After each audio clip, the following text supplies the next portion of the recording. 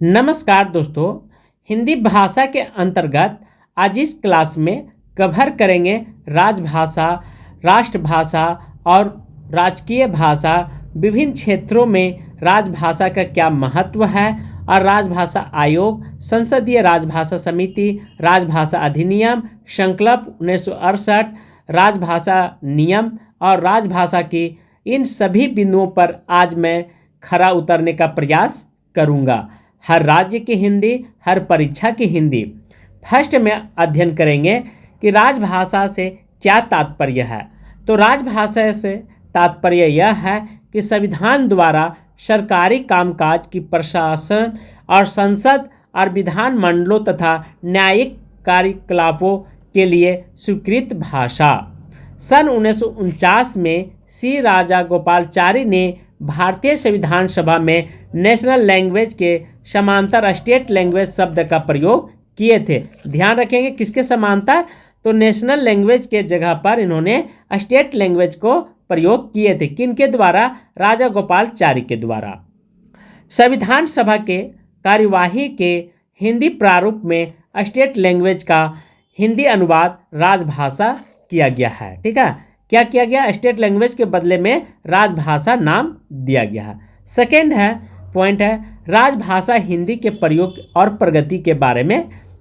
तो संविधान के लागू होने के बाद राजभाषा के प्रयोग के संबंध में जो प्रमुख घटनाएं घटी है वे इस प्रकार है। जैसे राष्ट्रपति का आदेश 1952 में राज्यपालों, सुप्रीम कोर्ट और हाई कोर्ट के न्यायाधीशों की नियुक्ति के अधिक पत्रों के लिए हिंदी का प्रयोग अपराधिकृत। 1955 अधिनियम क्या कहता है? 1955 यह आदेश जारी किया गया कि जहां तक संभव जनता के साथ पत्र व्यवहार में तथा प्रशासनिक कार्यों में हिंदी के प्रयोग को अंग्रेजी के साथ बढ़ावा दिया जाए। पर साथ ही यह भी बात लिख दी गई है कि अंग्रेजी के पाठ ही प्रमाणिक माना जाएगा। कब? 1955 अधिनियम में। पर बात यहाँ पे राजभाषा आयोग को करते हैं। 7 जून 1955 को, ठीक है, राजभाषा आयोग का गठन हुआ था। उन राष्ट्रपति ने संविधान के प्रावधानों के अनुसार बाला साहेब गंगाधर खेर की अध्यक्षता में एक आयोग की स्थापना हुई थी। इस आयोग ने राजभाषा का प्रयोग के बारे में जो सुझाव दिए उनमें से प्रमुख इस प्रकार है। जैसे पारिभाषिक शब्दावली निर्माण की गति तीव्र होनी चाहिए, अंतर्राष्ट्रीय शब्दावली को थोड़े हेरफेर के साथ स्वीकार कर लेना चाहिए। सेकेंड पॉइंट है हिंदी क्षेत्र के विद्यार्थी को एक और भाषा विशेषता दक्षिण भारत की भाषा अवश्य सीखनी चाहिए। ये बात कही गई थी 7 जून 1955 अधिनियम में। ठीक है, बाल साहेब गंगाधर खेर की अध्यक्षता में। थर्ड पॉइंट है 14 वर्ष का आयु तक प्रत्येक विद्यार्थी को हिंदी का ज्ञान कर लेना चाहिए या दिया जाना चाहिए। 4 पॉइंट है प्रशासनिक कर्मचारियों को निश्चित अवधि के अंदर हिंदी का कार्यसाधक ज्ञान प्राप्त होना चाहिए। इसके लिए पुरस्कार दंड की व्यवस्था की जानी चाहिए। यह भी प्रावधान किया गया था कि यदि सरकारी कामकाज के जितने भी अधिकारी हैं वे हिंदी का कार्यसाधक या ज्ञान प्राप्त नहीं करते हैं तो उनको दंड का भी व्यवस्था किया गया है, और जो अच्छे से हिंदी बोल पाते हैं उनको पुरस्कार देने का भी यहाँ पे प्रावधान किया गया था। कब? 7 जून 1955 को। प्रतियोगी परीक्षाओं में हिंदी का अनिवार्य प्रश्न पत्र रखा जाना चाहिए। कंपटीशन के परीक्षा जितने भी होंगे उसमें हिंदी का भी पेपर होना चाहिए। देवनागरी लिपि को अखिल भारतीय लिपि के रूप में विकसित किया जाना चाहिए। किसको? देवनागरी लिपि को। हिंदी के विकास का दायित्व सरकार एक प्रशासकीय इकाई पर डालना चाहिए। भारत की भाषाओं में निकटता लाने का प्रयास करना चाहिए। और लास्ट में है उच्च न्यायालयों में क्षेत्रीय भाषाओं का प्रयोग होना चाहिए। कहाँ पे? उच्च न्यायालय में। आज भी उच्च न्यायालय में अंग्रेजों की भाषा अंग्रेजी बोली जाती है, लेकिन अब धीरे धीरे बहुत चीज़ें परिवर्तन दिखाई देती है।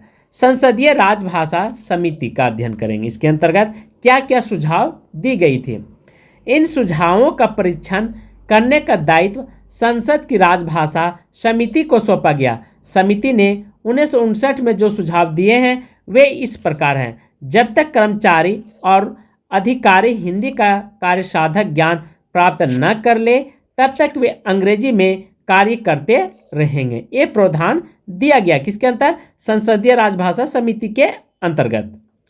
45 वर्ष के ऊपर की उम्र वाले सरकारी कर्मचारियों को हिंदी में परीक्षण से छूट देने चाहिए। 9 है, उच्च न्यायालयों के निर्णयों, आदेशों आदि को अंग्रेजी को ही रहना चाहिए। केंद्रीय सेवाओं में निर्णय, आदेशों आदि को अंग्रेजी को ही बने रहना देना चाहिए। और लास्ट में है 1965 के बाद हिंदी प्रधान भाषा हो गया, मतलब 1965 के बाद मेन भाषा क्या हो गया, वह हिंदी। अब बात करेंगे राजभाषा अधिनियम 1963 और 1967 अर्थात संशोधित किया गया था 1967 में, पर यह बना था 1963 में। क्या है, इस पॉइंट को भी कवर करेंगे।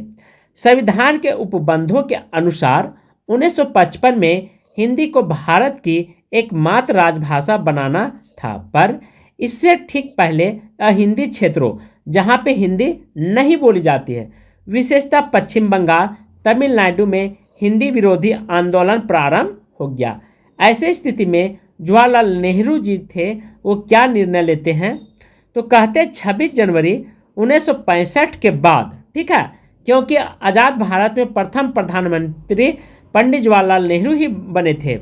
65 के बाद उन्होंने कहते हिंदी के अतिरिक्त अंग्रेजी भाषा का प्रयोग यथावत चलता रहेगा, क्योंकि आंदोलन को वहाँ पे समाप्त करना था। और जैसे जैसे समय बीतेगा थोड़ा सा और सरकार को सोचने समझने तर्क करने का समय मिल गया था। उच्च न्यायालयों के निर्णयों में हिंदी या किसी राज्य स्तरीय राजभाषा का प्रयोग किया जा सकेगा। 5 है, संघ के संकल्पों, अधिसूचना, विज्ञापनों आदि दस्तावेजों को हिंदी अंग्रेजी दोनों भाषाओं में जारी करना अनिवार्य होगा। और 8 है, जब तक यह हिंदी भाषी राज्य अंग्रेजी की समाप्त करने का संकल्प नहीं लेंगे तब तक अंग्रेजी का प्रयोग चलता रहेगा। यह 27 अप्रैल 1963 का लोकसभा में तथा 1 मई 1963 को राज्यसभा में पारित हुआ है।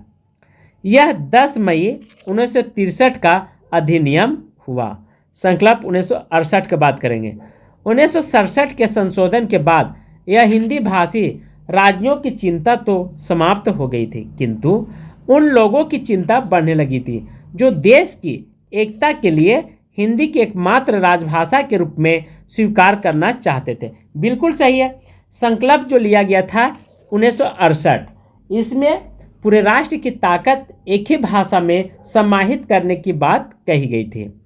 एक संकल्प पारित किया गया जिसके अनुसार कहा गया कि सरकार हिंदी के तीव्र विकास और प्रयोग के लिए एक व्यापक कार्यक्रम तैयार करेगी, जिसकी प्रगति की रिपोर्ट प्रति वर्ष संसद में प्रस्तुत की जाएगी।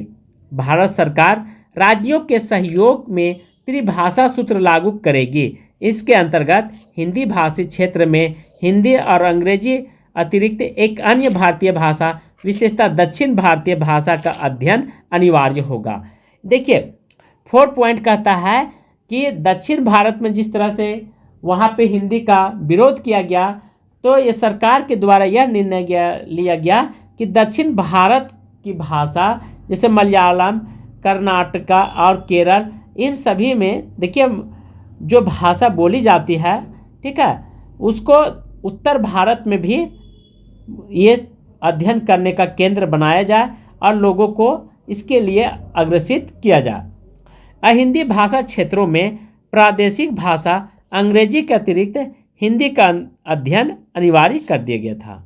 और 7 है, केंद्रीय सेवा में भर्ती के लिए, ठीक है, केंद्रीय सेवा मतलब सेंटर में जितने भी जॉब होते हैं सेंटर लेवल पर, वे हिंदी अथवा दोनों भाषाओं का ज्ञान आवश्यक होना चाहिए, हिंदी या अंग्रेजी भाषा का।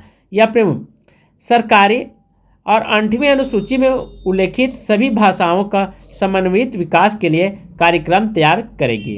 राजभाषा अधिनियम 1976 क्या कहता है, इसे भी इस पॉइंट के अंतर्गत कवर करेंगे। भारत सरकार ने राजभाषा अधिनियम के उपबंधों को कार्यान्वित करने का दायित्व गृह मंत्रालय को सौंपा गया। इसके लिए गृह मंत्रालय के अधीन एक राजभाषा अनुभाग की स्थापना हुई, जो बाद में स्वतंत्र राजभाषा विभाग हो गया। क्या हो गया? राजभाषा स्वतंत्र विभाग बन गया। ठीक है। राजभाषा विभाग ने सरकारी कामकाज में हिंदी के प्रयोग को सुनिश्चित करने के लिए 12 नियम निर्धारित किए गए, जिनमें से प्रमुख इस प्रकार है। पहला, देश भर के केंद्रीय सरकार के कार्यालयों में 3 वर्गों में बांटा गया, क वर्ग, ठीक है, ख वर्ग और ग वर्ग। क वर्ग में राज्य आते हैं, वे राज्य आते हैं जिनकी पहली भाषा क्या? हिंदी। राज्य की उत्तर प्रदेश, मध्य प्रदेश, राजस्थान, बिहार, हिमाचल प्रदेश, हरियाणा, छत्तीसगढ़, झारखंड, उत्तराखंड तथा केंद्र शासित प्रदेश की बात करें दिल्ली, अंडमान और निकोबार द्वीप समूह, ये सब क वर्ग में, जहाँ पे प्रथम बार, ठीक है, सबसे ज़्यादा हिंदी की प्राथमिकता दी गई। सबसे टॉप पर यहाँ पे हिंदी ही बोली जाती है, हिंदी के अलावा कोई भाषा आपको नहीं देखने को मिलेगी। हाँ, बोलते हैं राजस्थान में राजस्थानी बोलते हैं, पर हिंदी की प्रथम स्थान दिया गया प्राथमिकता। अब बात करेंगे ख वर्ग में। प्राय वे राज्य आते हैं जिनमें हिंदी समझी जाती है किंतु बोली नहीं जाती है, जिनमें से प्रमुख पंजाब, गुजरात, महाराष्ट्र तथा केंद्र शासित प्रदेश में चंडीगढ़, दमन, दीव और दादर और नगर हवेली, ये सब आते हैं। ध्यान रखेंगे मेन पॉइंट को। ठीक है। पंजाब, गुजरात, महाराष्ट्र तथा केंद्र शासित प्रदेश, चंडीगढ़, दमन, दीव और दादर नगर हवेली, यहाँ पे हिंदी तो समझी जाती है पर बोली नहीं जाती है। ग वर्ग वे राज्य आते हैं जहाँ पे प्राय हिंदी नहीं समझी जाती है। ये राज्य पश्चिम बंगाल, उड़ीसा, उत्तर पूर्वी क्षेत्र तथा सभी राज्य दक्षिण भारत के चारों राज्य, यहाँ पे हिंदी नहीं समझी जाती, तो यहाँ पे सबसे ज़्यादा इंग्लिश की प्राथमिकता दी गई है। क वर्ग क्षेत्रों के बारे में अध्ययन करेंगे, किस तरह से वहाँ पे एक दूसरे से संवाद करते हैं, पत्र में कौन सी भाषा का जिक्र किया जाता है, इसके बारे में क में कहा गया। क्या कहा गया है? यदि निश्चित किया गया है कि जिनमें से हिंदी का प्रयोग हो, अगर अंग्रेजी का प्रयोग किया जाए तो साथ में हिंदी अनुवाद भी भेजा जाएगा। यह क्षेत्र ख क्षेत्र के साथ पत्राचार सामान्य हिंदी में हो तथा ग क्षेत्र के साथ पत्राचार अंग्रेजी में होता रहे। हिंदी में कहीं से भी प्राप्त पत्र उत्तर हिंदी में ही देना होगा, एक कहा गया है। ठीक है। ख में कहा गया है कि ख क्षेत्र के साथ पत्राचार मतलब संवाद, बातचीत, ठीक, आवेदन वगैरह वे सामान्य हिंदी में हो तथा ग वर्ग में पत्राचार अंग्रेजी में हो तथा हिंदी में कहीं प्राप्त पत्र उत्तर हिंदी में ही देना। यदि यहाँ से हिंदी में आया है, ठीक है, बिहार से, तो झारखंड सरकार का भी दायित्व बनता है या यूपी सरकार को, ठीक है, उत्तर की हिंदी में ही देना होगा। यदि कर्नाटक से आया है इंग्लिश में, तो बिहार सरकार हो या झारखंड सरकार हो, उसका उत्तर इंग्लिश में देना पड़ेगा। सभी दस्तावेज हिंदी अंग्रेजी दोनों भाषा के साथ निकाला जाएगा। ठीक है। इसका उत्तरदायित्व दस्तावेज पर हस्ताक्षर करने वाले अधिकारी का होगा। एक लास्ट पॉइंट है, केंद्र सरकार के सभी फॉर्म, नामपट, सूचना पट, अपत्र शीर्षक, मोहरे आदि हिंदी अंग्रेजी दोनों भाषा में होगी। एक लास्ट, प्रत्येक कार्यकाल के प्रधान या दायित्व होगा कि वह भाषा संबंधित नियमों आदेशों का अनुपालन कराए और जांच पड़ताल करता रहे। अब बात करेंगे 1976 में राजभाषा की विकास के लिए, प्रगति के लिए कौन कौन सा पॉइंट, कौन सा मंत्रालय यहाँ पे सोने की तरह खरा उतरते हैं। पहला, गृह मंत्रालय की राजभाषा विभाग, दूसरा विधि मंत्रालय और तीसरा शिक्षा मंत्रालय। ये मंत्रालय बहुत योगदान देते हैं हिंदी विकास के लिए और राष्ट्र के विकास के लिए भी हम योगदान देते हैं। जैसे राजभाषा की कसौटी पर कौन कौन से पॉइंट होना चाहिए। ठीक है।